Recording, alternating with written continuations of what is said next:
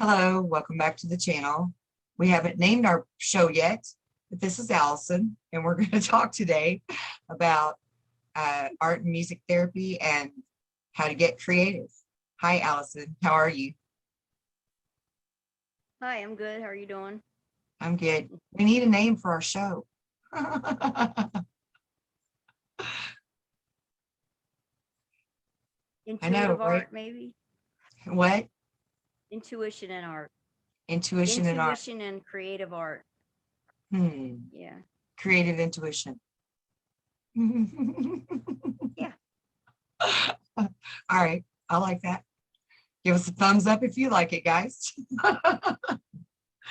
So we're going to talk today about art and music being good medicine, good therapy for people, and easy ways that you can achieve this good medicine at home. It's really kind of easy and simple. You don't have to have a fancy therapy class, right? So like we can just turn on music and jam out to the music, or pick up spoons and drum them all over the counter. There's all kinds of ways to do music therapy. And Allison's specialty is in art, particularly painting. She's a fabulous painter, guys. I can't wait till you see some of her artwork. And Allison, what are some good, easy ways for people to do art therapy without having to have a fancy canvas and an easel? Well,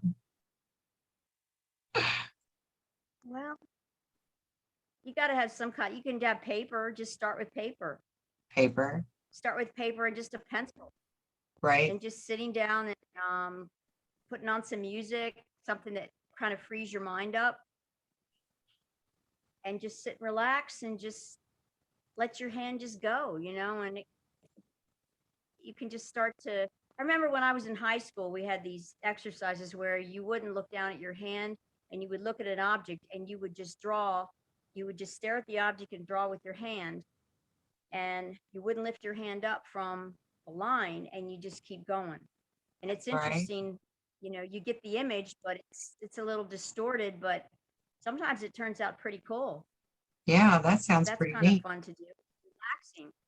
Yeah. Yeah, because you're not getting definitely going from your eyes to your hand to the Right. paper, but your eyes aren't interfering with your hand and the object.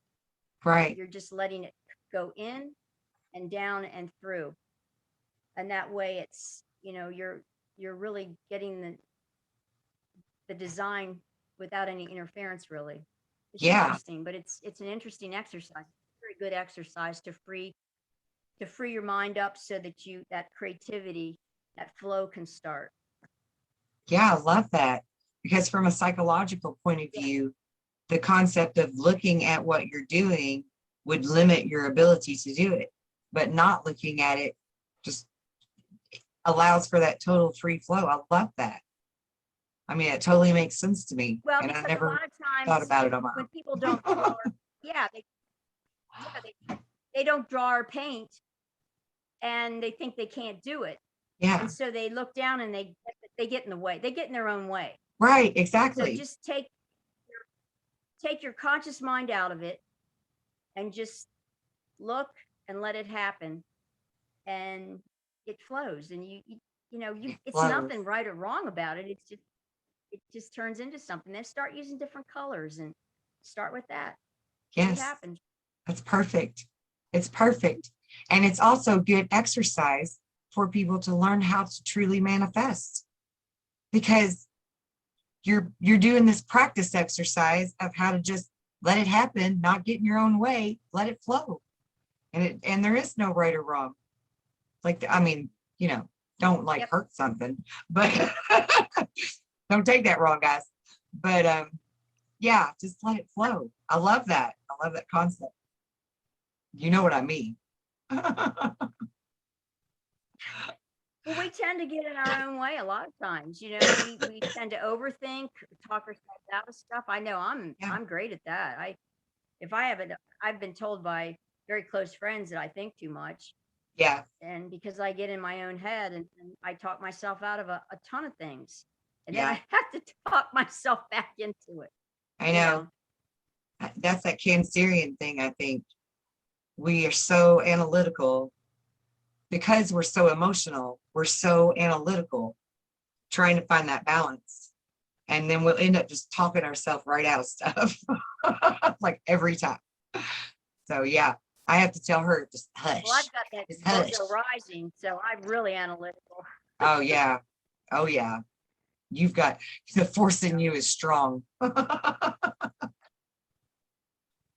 Yeah, I've been told that. I'm working That's on all it. right. That's all right. No worries. But yeah, I love that whole concept of just looking at the object and letting the hand free. That's almost like automatic writing, you know, where you just let it flow. Well, it kind of is. I'm trying to remember what my art teacher in high school told me. I think they called it contour drawing because I'm not a self-taught artist. I mean, I am a self-taught artist. I didn't go to school. I had it in high school, but I didn't go to college for art or anything like that. So, and I did that intentionally because I had a cousin that went, and she said by the time she was done with her 4-year degree, they destroyed her creativity. All her originality was gone. Oh no.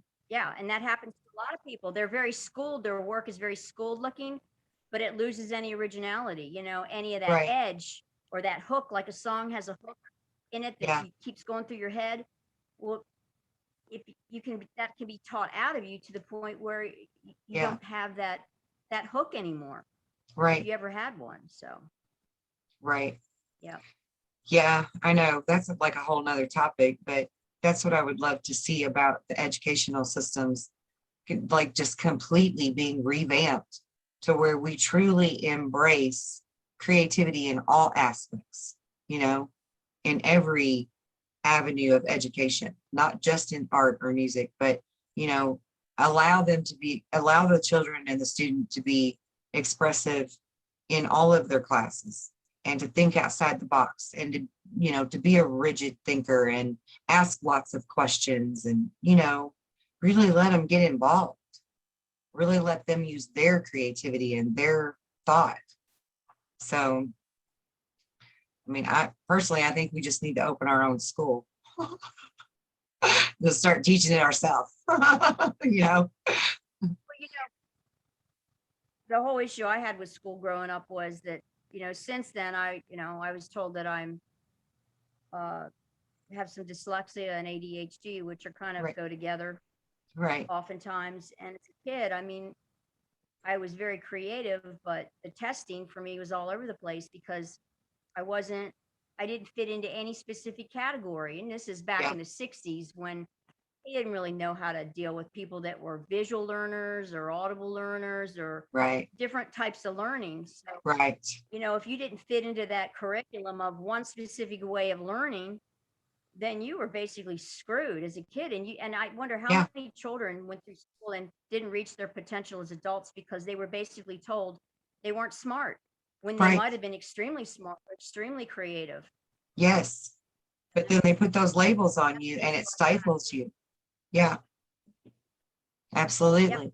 It creates that stifling from the teacher's perspective to the student and from the student's perspective of themselves. So, you know, and well, even the parents, you know, the way that the parents now view the child is different.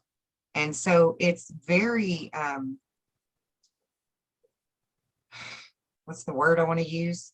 It affects them very negatively. You know, it's not productive for anybody to have those labels on those children, ADHD and dyslexia and all of those labels. Yeah. And that's back then they didn't really talk about that. So I didn't know that that's what I was. I just had a hard time unless I could see something. I mean, I learned how to write beautifully because I loved learning the cursive, you know, which they don't do anymore. I loved doing that because it was kind of artistic. Yes. But learning to read was beautiful. Was traumatizing. Yeah, I agree. See, school was very difficult for me too because of their rigorous rules and testing and, you know, all these different things, and then not allowing you to think outside the box and ask questions. And so all of it was very stifling for me. And it wasn't really until I started homeschooling my own kids that I even realized that there was a such thing as different ways to learn, you know. And then I was like, okay, look, I know as a parent with all of these children that they're, you know, I got to do this with this one to get him to do his chores or to eat his food or whatever, and that no two children are alike, you know, for just basic raising.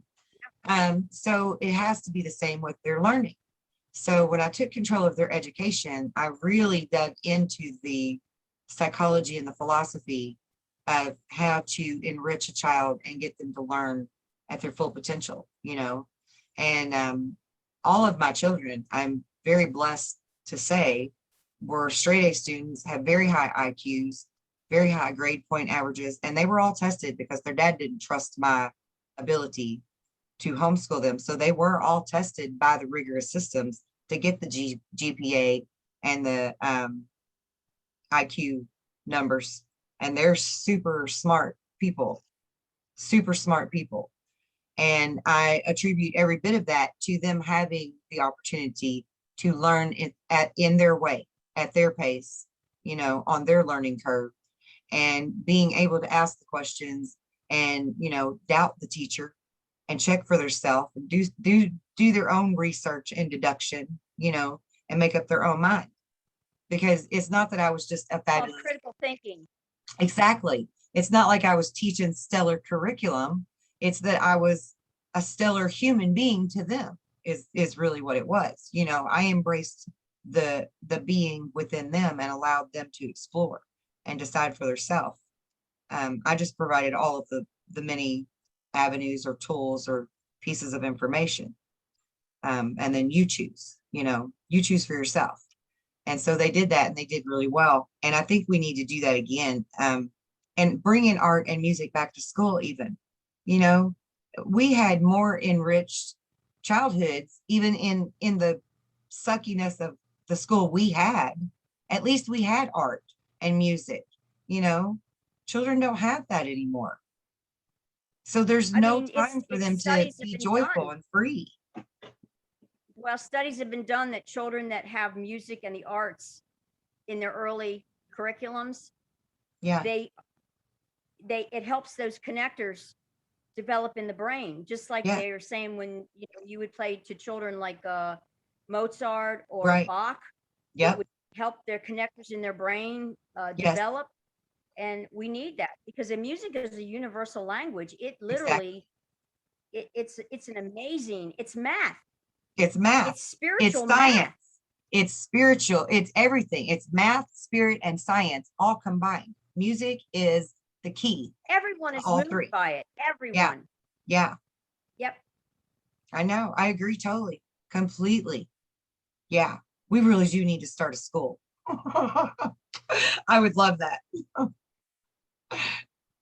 I just think of all the kids out there, that were like me when they were little and, they Yeah. didn't have anybody to really understand them or encourage them. I remember when I was doing a couple art shows when I lived in Florida years ago, 20 years ago, and these young people that were right out of high school, right at the last year of high school, early college, they were so frustrated because these were creative kids and they were phenomenal kids, and their parents didn't get them, and they wanted to go into art and they wanted to design, whatever, from Right. clothes to everything, and they were so excited, but society tells them that's not a valuable, Yeah. that's not something you do, that's Yeah.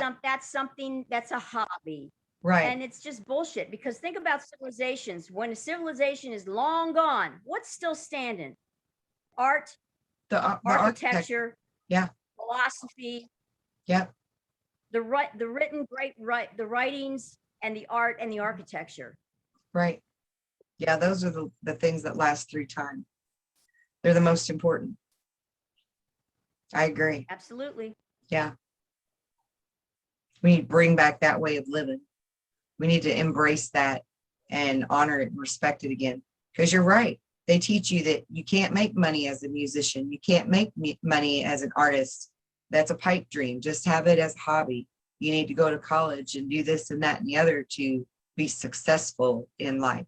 Well, I mean, why in the world are we allowing someone else to give us the Kids are great at definition? trades, and they do great in the trades. Right. Yeah. Right.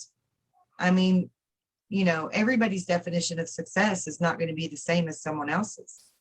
And we need artistic people. We need musical people, just like we need philosophers and great minds to become scientists and doctors. You know, we need everyone. We need to love and honor everyone and give them their rightful, respectful place. Well, I think it's following your passion. Yes. What moves you on the inside? Because when you're moved to do something, I believe the universe opens up. And if you make an effort, you have to make an effort to follow your dream. But if you do, somehow, if it's your true inner calling, there's a way. There's Right. a way to do it. Right, because you've got that will to make it happen. Yeah. I mean, look at how many kids go off to college and do something that just drains the life force and the energy right out of them, you know, and then they're just stuck in that 9 to 5 rut like everybody else. I mean, we really could change the whole world. I've been in that rut. Yeah. Yeah. I mean, we really could change the whole world if we just start with the children and the education and the way that we go about, you know, rearing our children. You know, I mean, we really could change everything. Well, that's why we're in such a mess now, because really these kids for the last 25 years have been going to school and nobody's been paying attention to what they've been taught. Right. Or they haven't questioned why they're being taught what they are. And now it's like they're clueless. Yeah. They're adults and they're just clueless. Yeah. It's a whole wasted generation. It is. It really is, because they don't know their civics anymore. They don't know their constitutional rights. They don't know how to write in cursive. They don't know what all these abbreviations are that we learned before. You know, important things. They don't have a clue about any of it on many levels, important things. And it's because they took it out of the educational system.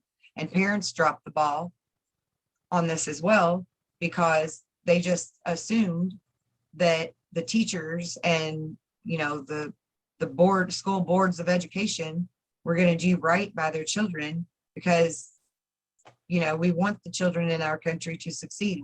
We want to have them be the best, you know.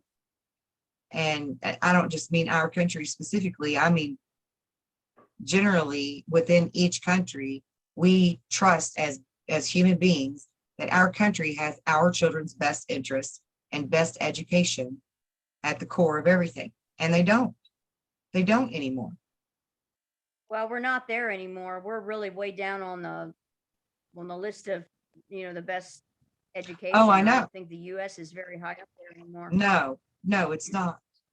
But, and that's why I brought that up, actually. Well, because see, when we were kids, we were taught to, you know, we wanted to be fulfilled educationally so that we could be the best country in the whole world with most smart people and blah, blah. We were taught that kind of crap, even though they weren't really teaching us anything to make us the most intellectual. We were taught that crap, you know. And so, you know, but as generally as a rule, all people, regardless of what country they're from, would expect their country to want their people to be educated well, so that they can be intellectual people that really contribute to the country, you know. So we all, as parents, dropped the ball, not paying attention to what was going on there. The governments have dropped the ball, you know.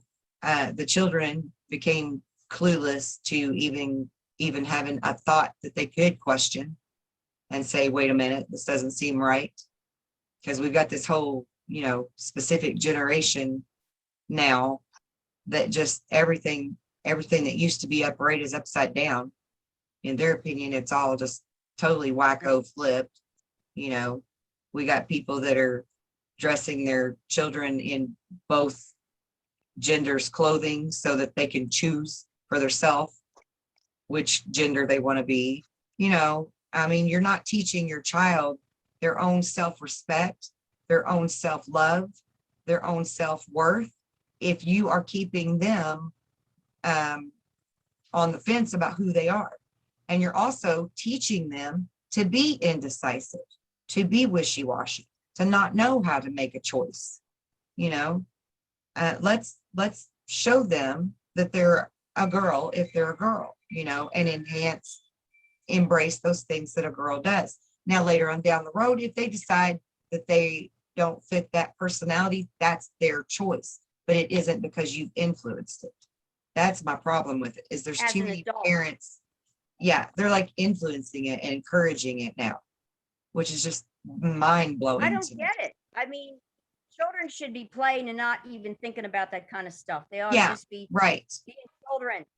right, Just be children. exactly. Just let them be kids, you know. I know people that won't hug their children, and they won't let other people hug their children or touch their children because they believe that the child should be able to say whether they want that personal affection or not. And now I understand that with people they're not familiar with, you know, stranger danger is a real thing. Even family molesting you is a real thing. All that's real. And yes, you should be careful of those things. But to not teach your child affection and allow them to experience that, to me, is doing them more harm in their psyche than good. You know, I understand they're trying to come from a good place. We need to be around each other. We need to touch. And yeah, a child to hug a child, or a child to hug you, is like it's beautiful. It's right. And they twisted everything and made everything now a bad Everything, thing. yeah, everything's all messed up. Yeah, I mean, like, again, they're trying to come from a good place in their decisions, but it's just like their brains have been so whacked that they don't. It's gone. Yeah, it's gone too far. It's time we stand up and we speak out and we say, look, enough of the nonsense. Okay, look, enough of the nonsense. Enough. We're done. We got to get this stuff straight. We got to save us while we can. It's like the pendulum just swings to the extremes, you know? Yes.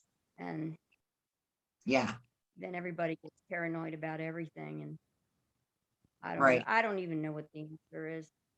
I know. I really and all this like political correctness and proper terminology and all that crapola. I'm just like, holy bejesus. This is nuts. I can't keep up with it. I can't either. And we have, what do we got? Like 20 something different kinds of genders now? What's that about? You go to a doctor's office, it used to be were you male or female. Now it's like a whole list of possibilities of what you are. Right. To check off in the boxes in some offices. Right. It's just crazy. I know. I don't get any of it. Like, it totally just blows my mind.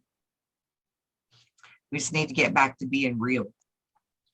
That's the problem. We forgot how to be real. And we forgot how to embrace our inner child, which brings me back around to the point of our show today, which was on music and art and tapping into your creativity. Tapping into your inner child in any way, form, any way, shape, or form is a beautiful way to tap into any type of therapy, whether it's through music, through art. I mean, just sometimes people just want to sit outside in nature. You know, I love to just sit by water, running water, like a stream or a creek or a brook, you know, the river, the ocean. Doesn't matter to me. As long as it's water, I love sitting by it. I mean, I don't have to be doing a damn thing. I will just sit there for hours. I'm perfectly content just sitting there, you know. I don't have to be doing things. That's a form of meditation. Yeah. But like I'll form of meditation, freeing up your mind. Right. But my creativity sort of opens up when I'm doing that as well. You know, I start watching clouds and seeing different shapes and designs in the clouds. And then, you know, you look into the trees and you watch the way the wind is blowing through the trees. And, you know, I mean, you can just really tap into your creative self just by simply being quiet. People don't necessarily have to be active in their creativity. Are you there? Because you're froze. Oh, I There you am. go. Yeah, you're okay now. Yeah. Yeah. Oh, okay. Phew. Yeah. Thought it was going to You happen go into again. nature. Nature's the most. Yeah, nature's the most incredible artist. You know, if you It want to is. know how to landscape, look at the Oh way my nature God. landscapes. Yeah. Like You I am know, so impressed with the artwork in nature. I'm so impressed. yep. Yeah. The textures, the symmetry, the balance. You Yeah. know, Contrasts. I love all of it. yeah, just look And at nature and you know, you really observe. And I say for creativity, if people do want to try to start to draw or paint, get out and really observe. Observe everything, even the leaf on yeah, a tree. Look yes, at it. Really look at it. Different times of the day that leaf looks different. The that's color is right. different according to where the sun is. And Yeah, the season, sun in the fall, the sun is lower in the sky, so it makes more of a golden cast. In the summer, it's higher, so it makes right. a brighter cast. New leaves in the spring are like little baby skin. They're little tender green colors. And as Yes. they mature and as the season goes, they get darker and you know a little more, you know, a little more drab maybe, but there's Yeah. still beauty in all of it. And then when you get to the fall, when the leaves have really lost all of that the green chemical in them, the what is it? Chlorophyll. What is The chlorophyll. it's a word for it that makes things green. Chlorophyll. But it's that, but there's a word for it. It's a anyway. Okay. My brain just went wink. Um, Oh, I think yeah. You mean like the whole, there's a word for it. yeah, yeah. That's the scientific process. When the sun and yes, that Is it whatever it is. is it I osmosis? forget. Is it osmosis? Is that the word? No, No. no, there's another word for it. Um, anyway, yeah, I know what you mean. Anyway, Yeah, yeah. but you know, it's it's all about just observing and just looking at these different times, even different times of the day. Some of the best times to shoot photography are in the early morning or in the Yes. late afternoon because of the sun. You get shadowing, you get, you know, shadows cast and the shadows get longer, they get shorter. And I mean, there's all kinds of things, but just be observant Right. And taking pictures is a and you'll learn. great way to be creative, to unleash your creativity. Yes. Because photographers, they have to have that artistic flair to them too, right? That artistic eye to see Oh, where absolutely. the lights and the That's shadows and photography everything are photo going to art. play off, right? Yeah. Yeah. So that's a great point. Even Absolutely. black and white photography is amazing because you're working in a two-tone world, you know, Right. of dark and light and then little, you know, tones in between, but it can be incredibly beautiful. Like the old movies, like back in the 30s and 40s, you know, when they specifically filmed them in black and white. A Yeah. lot of the Hitchcock films were in black and white because they Yeah. created a certain atmosphere. You know, it's you can just Yeah. it's so and now with the computer age, there's so much stuff you can do to Yeah. get creative. Yeah, there sure You know, is. Yeah. I love that you brought that up because that's a really good point.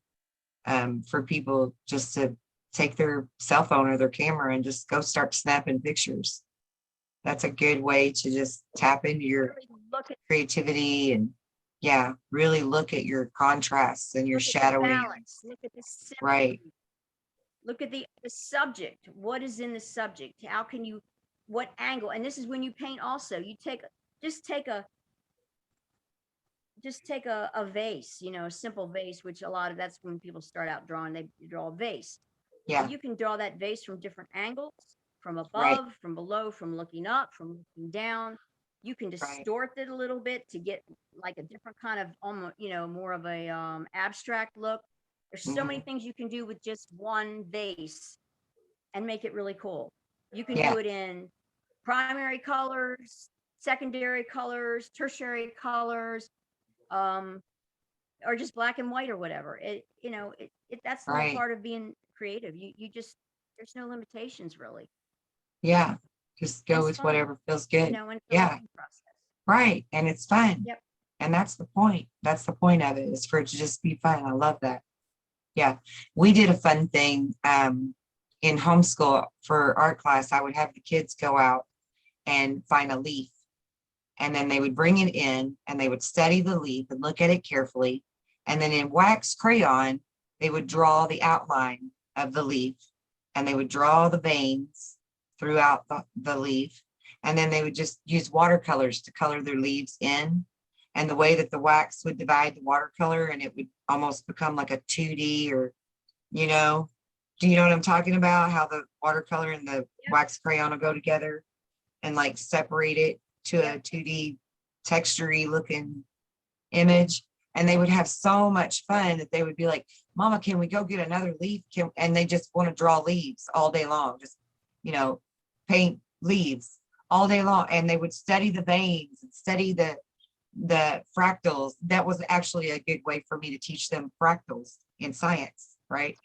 Because everything has a mirrored image, on each side of it in nature.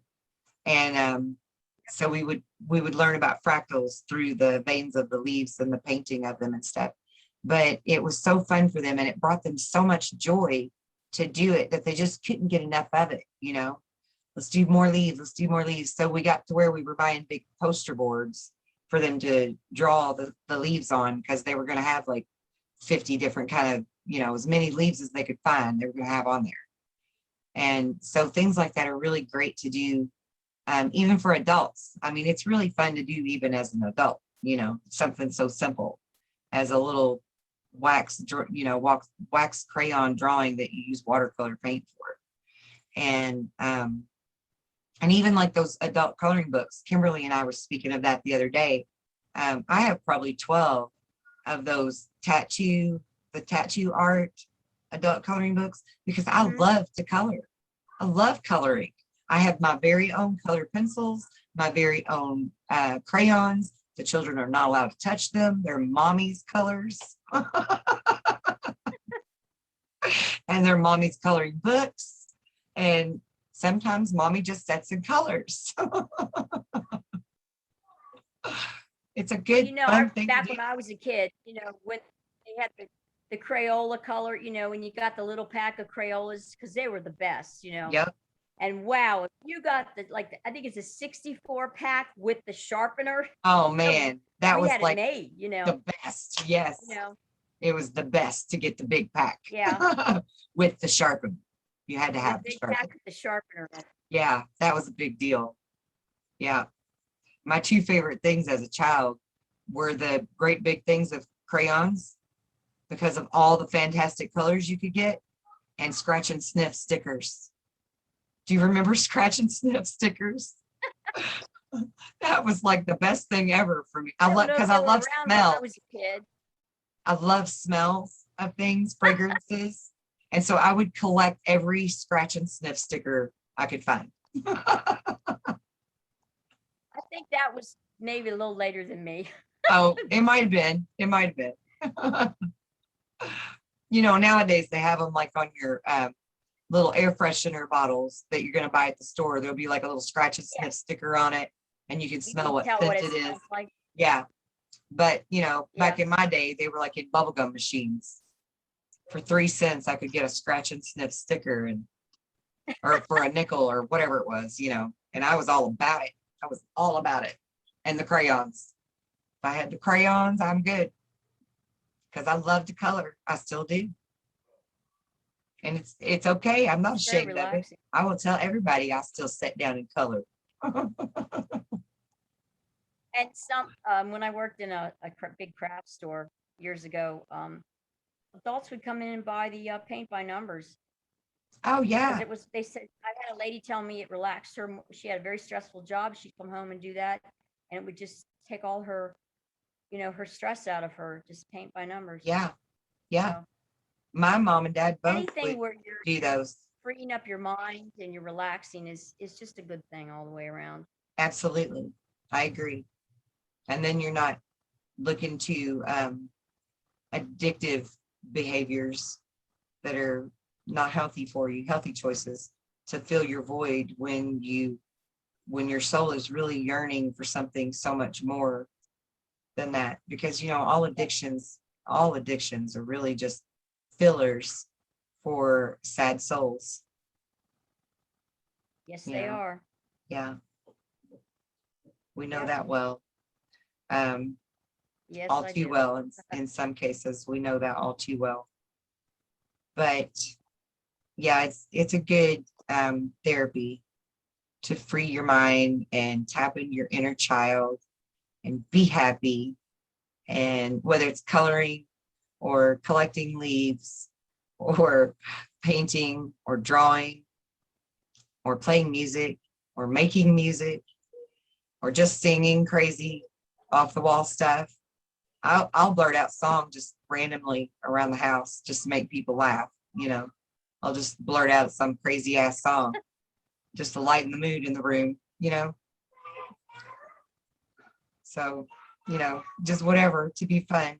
Children do. They don't have a problem with it. I know, Kids, right? They're very, they don't have yeah, any issue with blurting it out. I know they're very spontaneous with their sounds and their words and their song and whatever. And yeah, I have this thing I do with my kids where when they were really little to teach them animal sounds, I made up this game where I would say, like, what's a cat say? Meow, meow. What's a dog say? Ruff, ruff. And, I'd get to like the cow and I'd move real deep or whatever, make them giggle. So as they've grown up, they learned that as little kids, like 1 and 2 years old. As they've grown up and gotten to be 3, 4, 5 years old, now just randomly, I'll go through the house and I'll say, bok, bok, or cheep, cheep, and they'll answer me back with like the next animal sound in the game. Just to be silly. It's fun to be silly. Well, there's a difference between being childish and childlike. And I think Right. any Yeah. elderly person that I used to take care of elderly people, any of them that still have that spark of life in them, their minds are still alert. Most of them have not lost that childlike quality. They still, I Yeah. had an uncle, Uncle Bob. He lived to be 93. He never lost that. Oh, wow. He played around, he joked around. Children loved him, Yes. he was fun. Yes. And he was sharp, but he laughed and he joked and he never lost that. And you could see the Yeah. little 5-year-old in him sometimes, Right. and it was Right. just it just So looked, cute. you didn't see the 93-year-old man, you saw a little 5-year-old having a great time. Yeah. And I thought, I want to be like that. I don't want to Yeah. be old and bitter and have lost that and, feel like I can't be happy or, what a sad thing Yes. to lose Absolutely. that quality. Yes. And you talking about him not only reminded me of my own grandfather, who was much like that, my grandfather, but Monica. I don't think you've met Monica yet, but she is such a beautiful light. And she's like 71. I hope she doesn't mind me telling her age. But she has this almost like a stinkery fairy kind of demeanor about her. She loves to laugh, she loves to giggle, she loves to joke. I love her energy, and I'm like, I want to be like that. I want to still have that zest for life and that beautiful spark of joy, no matter what age I am. And you will. Yeah. And you I think, will. I think so. And I think we're going to live longer too. So actually she's quite young, because I think we're going to start living longer. So she's still young. Yeah, well, Monica, I love you. Absolutely.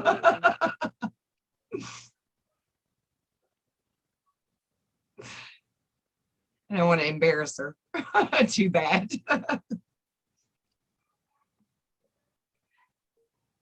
So what else you want to talk about?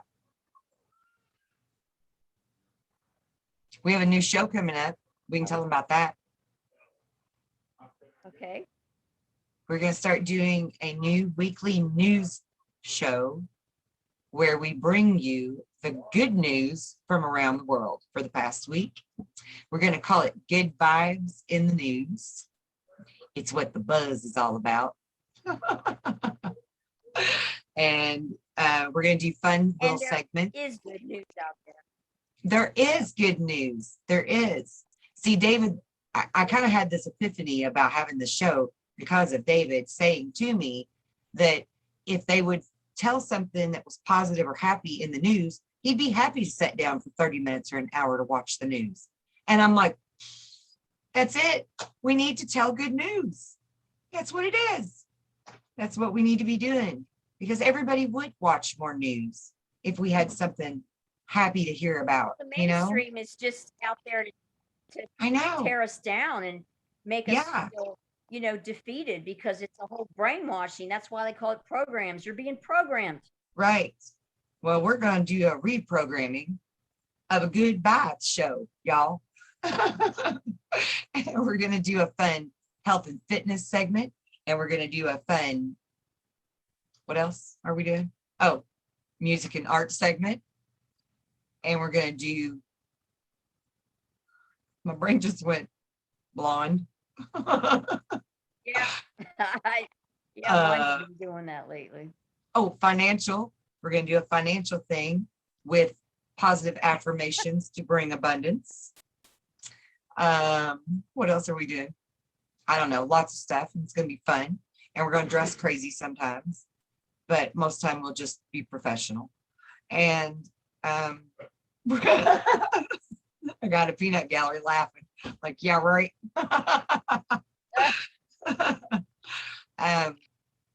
We're going to have special guest appearances sometimes, or add an extra segment once in a while where we'll do something fun and crazy. Who knows what? We have lots of ideas. So yeah, not this coming week, but by the next week, we'll have that ready. Alison's going to be on the show. Of course, myself.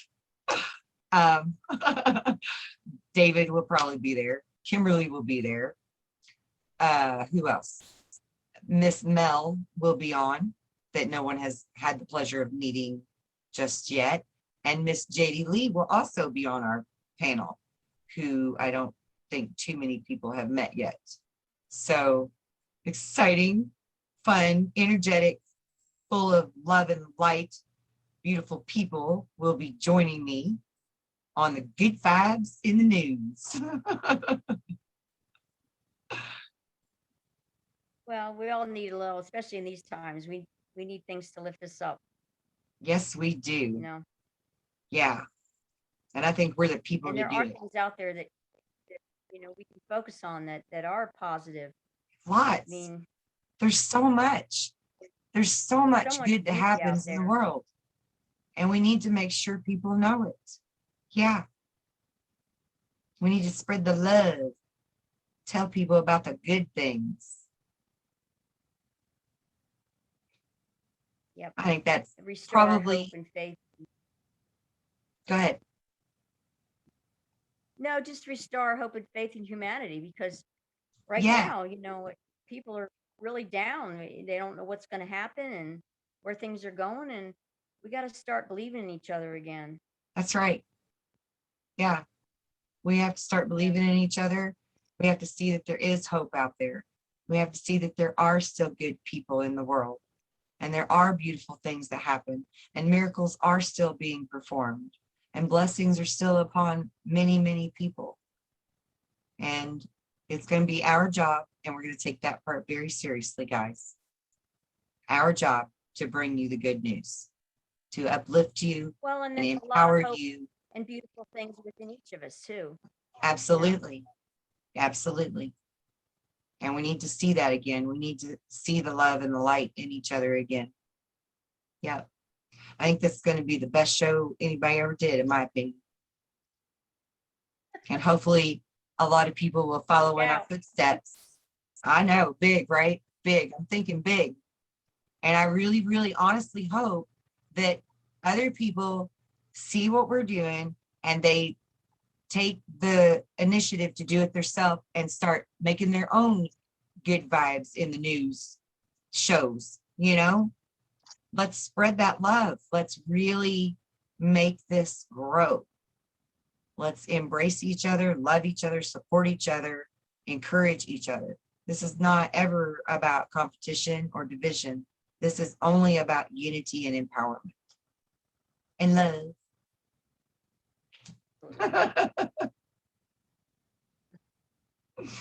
All the love, y'all.